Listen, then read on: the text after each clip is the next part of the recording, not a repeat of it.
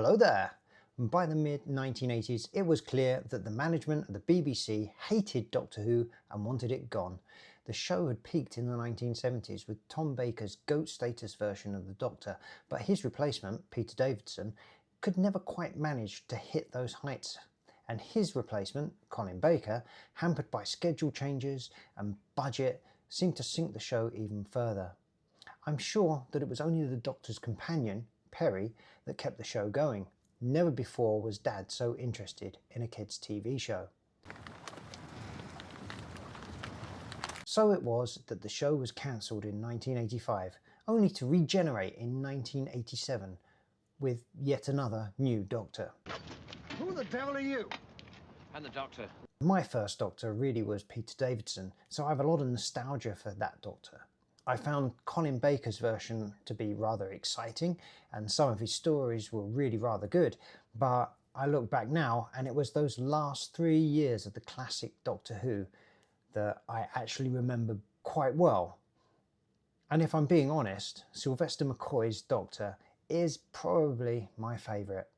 I know, I've said what I've said and we're all just going to have to live with it now. Right, that all seems quite clear.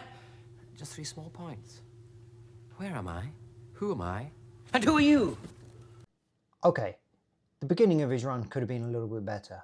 McCoy's Doctor started out as a bit of a clown and his assistant, Mel, played by Bonnie Langford, was possibly one of the worst companions of all time. Now, this is no disrespect to Miss Langford, who I'm sure is a lovely person and a talented actress in her own right, but Mel, as a character, was just unbearable.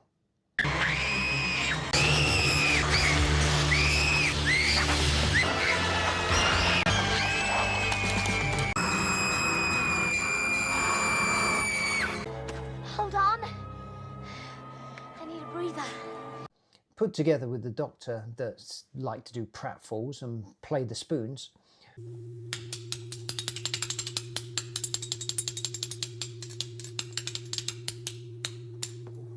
well, it was not looking great, was it? It was naff and it was boring. This is idiotic! So, between clowning and screaming, 1987's season 24 of Doctor Who should have put the final nail into the Time Lord's coffin. Mel, I don't like the look of this one little bit. Except the last story of that season, Dragonfire, was actually rather good, with a bit of a mixture of aliens and a nice splash of horror. Look how impressively this dude melted.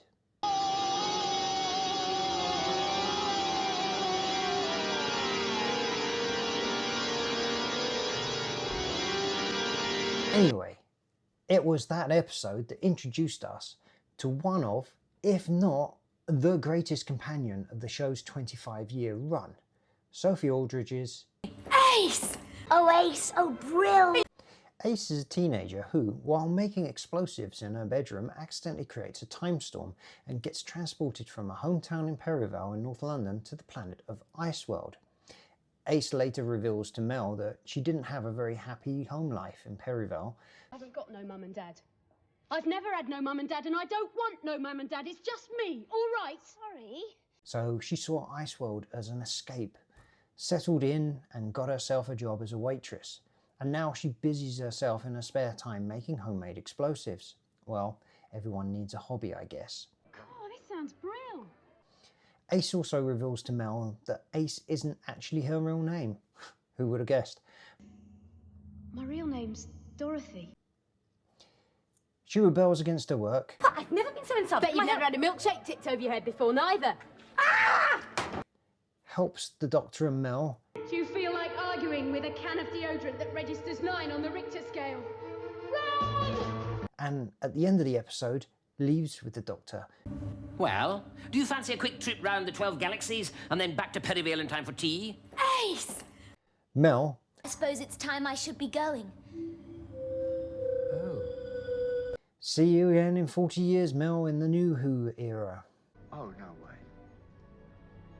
In Dragonfire, there didn't seem to be anything that special about Ace. She was just another companion for the Doctor, albeit one with a tendency to make explosives and blow shit up. She did have an iconic bomber jacket though, covered in patches and badges, including 2 Blue Peter badges.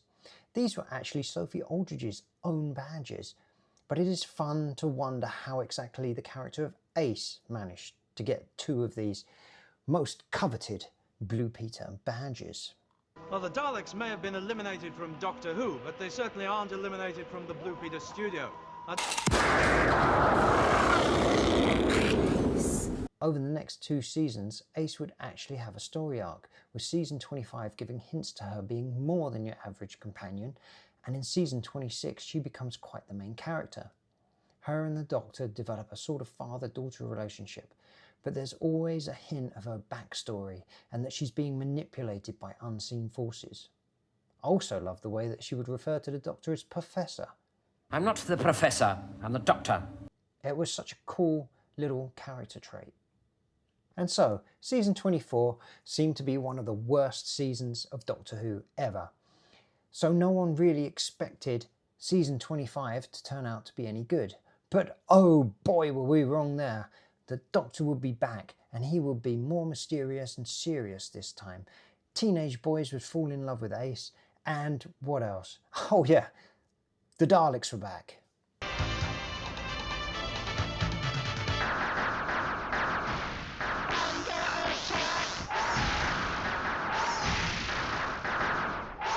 Season 25 would start with a bang. Well, several bangs actually, as we were served up with one of the best Dalek stories ever, Remembrance of the Daleks, which gave us everything we could ever want from a Doctor Who story. We had meta references to the first ever episode. And Saturday viewing continues with an adventure in the new science fiction series. The military were back. To be with the military. Well, how do you know? I'm very perceptive. Mr. Bronson from Grange Hill was there. Oh, sorry. There were white Imperial Daleks, led by good old Davros himself. Davros. I should have known. Black Renegade Daleks. Special Weapons Daleks. Very wobbly Daleks. You are lying. There is insufficient data. A Dalek that could go upstairs. You will be exterminated. Exterminate. X-ray death effects. Sith lightning. The Hand of Omega. We must recover the Hand of Omega without delay. A ton of action. And of course, Unlimited rice pudding, etc., etc. my lord, when that Dalek hovered up those stairs, well, let me tell you, that was the talk of the playground the next day at school. Okay, when I say talk of the playground, I mean me and my 2 nerdy mates talked about it for about 5 minutes in the corner of the playground when no one would pick us for the football team. And throughout season 25, Sophie Aldred was, Ace! as a school kid action hero, 30 years before every action hero had to be a teenage girl, even if she was a bit little. You calling small?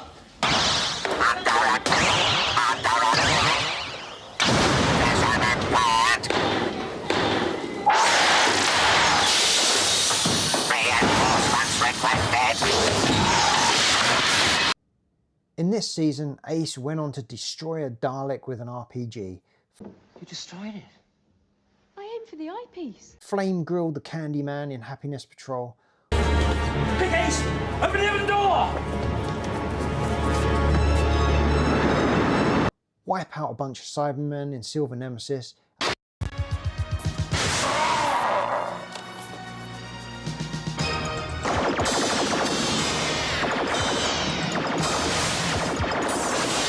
And then blow up their spaceship.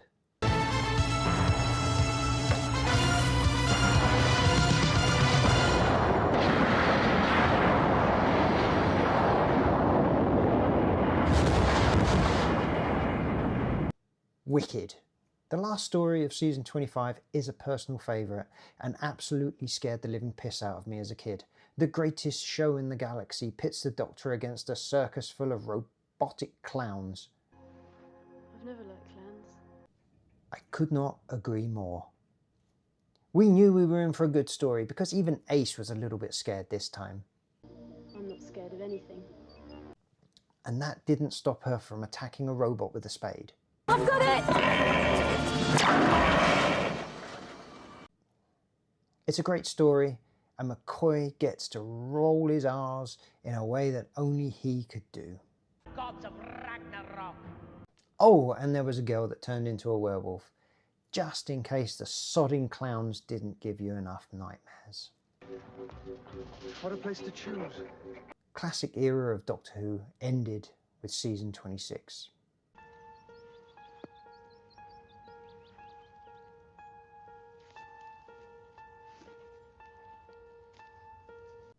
And I always found this to be a bit frustrating.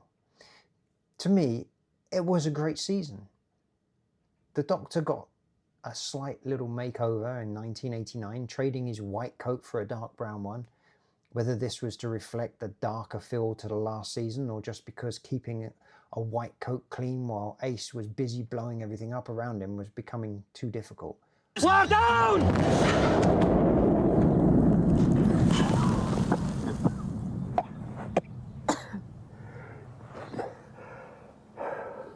Ace? I think the timer needs work. But this last season would definitely be one of the darkest seasons with some very complicated, deeper stories.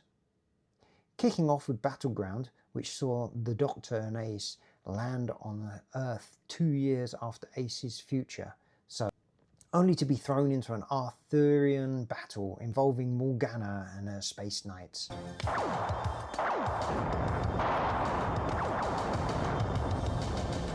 And Merlin, who, funnily enough, seems to resemble the Doctor. Merlin. Against all hope. In this story, we also see Ace pull Excalibur from a stone. Ace, don't touch that. Oh, it's all right, Professor. It's not like I'm King of the Britons, is it? Almost drown, and then become the Lady of the Lake.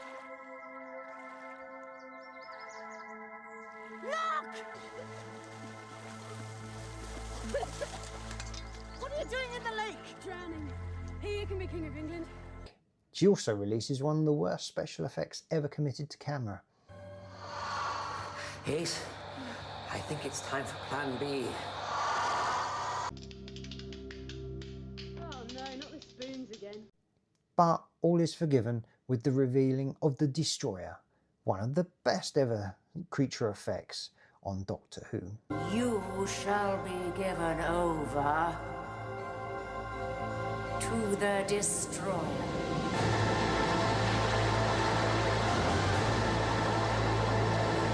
And become his handmaidens in hell.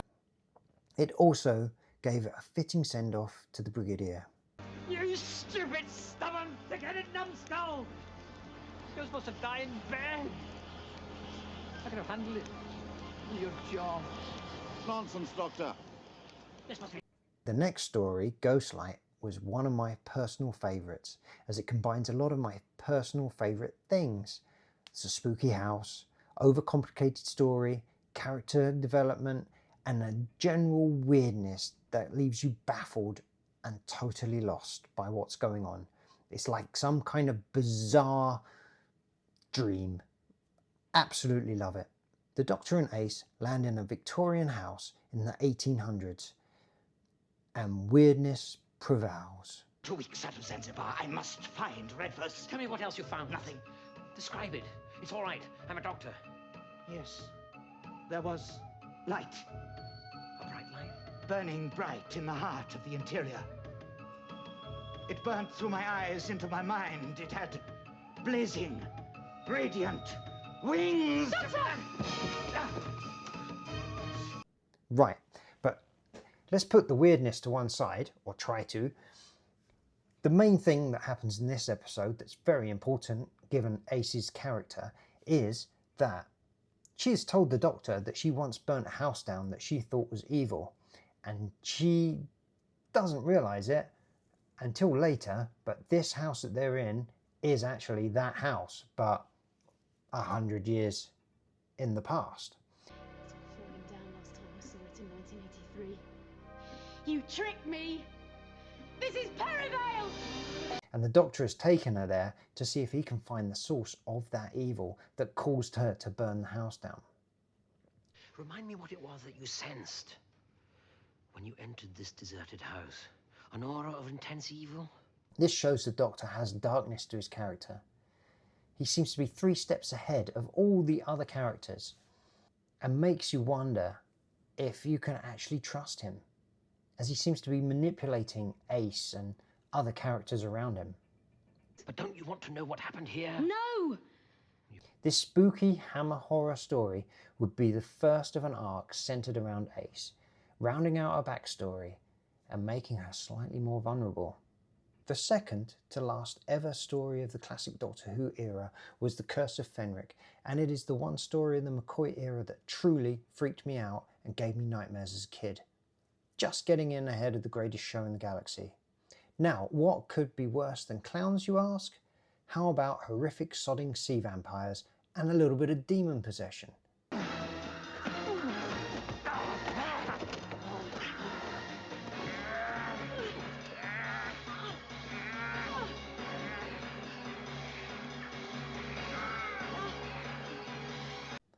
Okay, they aren't vampires in the show, they're hemophores, but that kind of makes me think of mosquitoes for some reason, so I am calling them what they are. They're bloody vampires.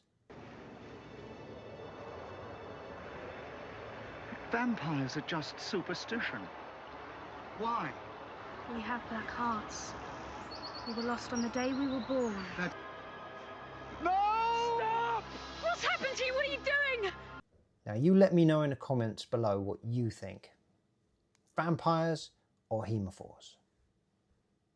They're vampires, right? And just like vampires, they can be defeated by using the power of faith.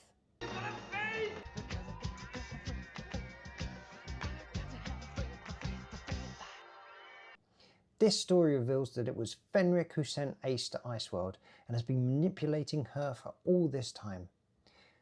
The Doctor then cold-heartedly sort of reveals that it was his plan. He knew that Fenric had been manipulating Ace and he needed to manipulate her further just to get to Fenric.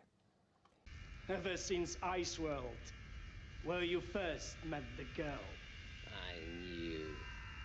I knew she carried the evil inside her. I think I'd have chosen a social misfit if I hadn't known. She couldn't even pass her chemistry exams at school, and yet she manages to create a time storm in her bedroom. I saw your hand in it from the very beginning. No. She's an emotional cripple.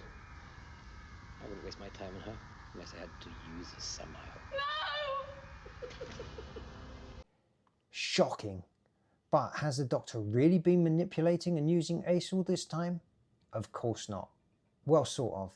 You see, Ace uses her faith in the Doctor to protect herself against the head vampire, the Ancient One. But the Doctor needs the Ancient One to be free so that he can beat Fenric, and thus has to break her faith in him to make all the plan come together. This episode's all a little bit timey-wimey, but the story reveals a lot about what has been happening with Ace over the past 2 seasons. Fenric also manipulates Ace into meeting and caring for her estranged mother. I haven't got no mum and dad. I've never had no mum and dad, and I don't want no mum and dad. It's just me. You've just created your own future. The baby is your mother. The mother you hate. But it's enough for Ace to get a new bond to her mother and be able to move on from her troubled upbringing. By the end of this story, Ace's character arc is almost complete, with just one more thing to do: to go home and face her past. And so we come to the last ever story of the classic Doctor Who era, Survival, which is kind of an ironic name really when you think about it, given that Doctor Who would not survive this season. Feeling a bit guilty for what happened in the Curse of Fenric, the Doctor brings Ace back to Perivale. You had to pick a Sunday, didn't you? You bring me back to boredom capital of the universe. You pick the one day of the week you can't even get a decent television programme. But Ace is no longer that teenager that got transported to Iceworld. Now she's a fully grown woman. How long since I was here? You've been away as long as you think you have. I feel like I've been away forever. Strange things are happening in Perivale. People keep disappearing. There's no one around, is there? Nothing but tin cans and stray cats. And an animatronic cat seems to be terrorizing people.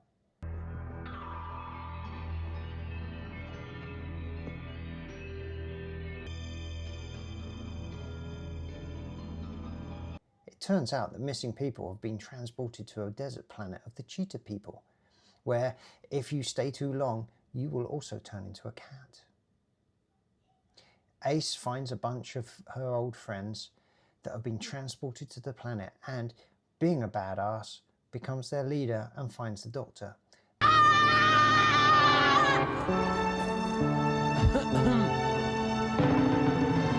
What kept you? How many times have I told you about playing with fire? The Doctor also finds an old friend. Well, when I say friend, I mean, well, it's only the effing Master, isn't it?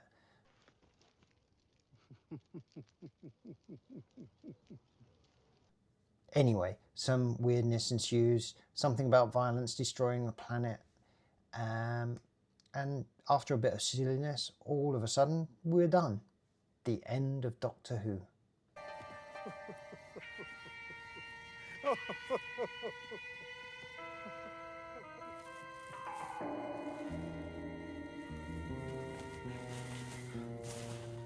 very good. Very amusing. But it going out on such a high was so frustrating. We've been left hanging with the feeling that there was still so much story to come. I felt like I could run forever. Like I could smell the wind and feel the grass under my feet and just run forever. It really was a shame that they didn't do just one more season, just so that we could see what became of Ace. But sadly, that was not to be. It has been hinted that if there had been another season, the Doctor would have taken Ace to Gallifrey, where she would have actually become a Time Lord. I'm kind of torn of whether that was a good idea or a bad idea. Let me know in the comments below. Should Ace have become a Time Lord? Worse things have happened in the new Doctor Who, to be fair. Now, there were also books that hinted that she went on to become a Dalek hunter. Sadly, I have never read them. There was also a comic in which Ace dies. Well, we can't have that, so let's stick with Dalek Hunter, because that's what the BBC did in 2022's Power of the Doctor, which brought Ace back to fight Daleks.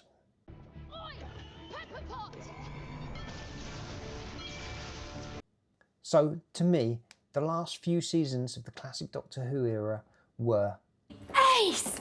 She was one of the best ever companions, as she actually had a great story arc instead of just following along behind the Doctor asking questions. And she was also quite capable of getting herself and the Doctor out of trouble. Just imagine if Mel had stayed. All human female sighted. So, what do you think about Ace?